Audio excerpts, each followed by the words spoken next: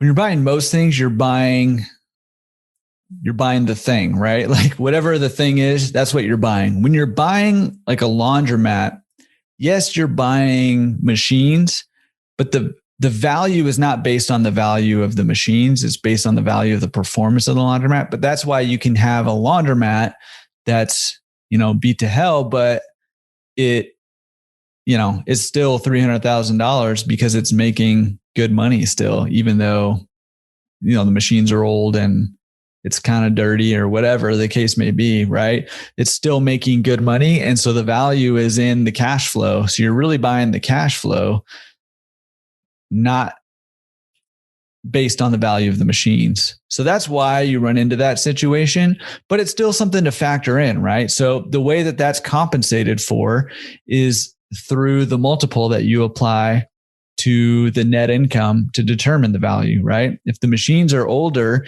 and you're going to have to replace them fairly soon, well, you drop that multiple. It's not going to be a 5 multiple. Maybe it's going to be a 4.3 or, whatever the case may be. You're going to drop the multiple down because you're going to have to replace those machines, but you're still basing the value off of the net income, the performance of that business. This answer is coming from the pro member perk of the Library of Knowledge, which, as you can see is from the screen share here, is a searchable library of short form Q&A videos. That's all searchable. You can search questions you have here.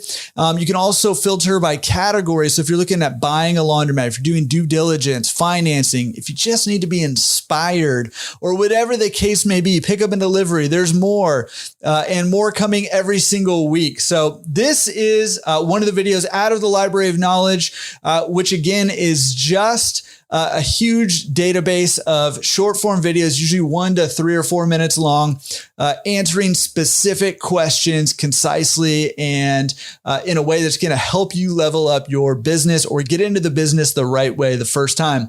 All right. If you're interested in more, check out laundromatresource.com/pro.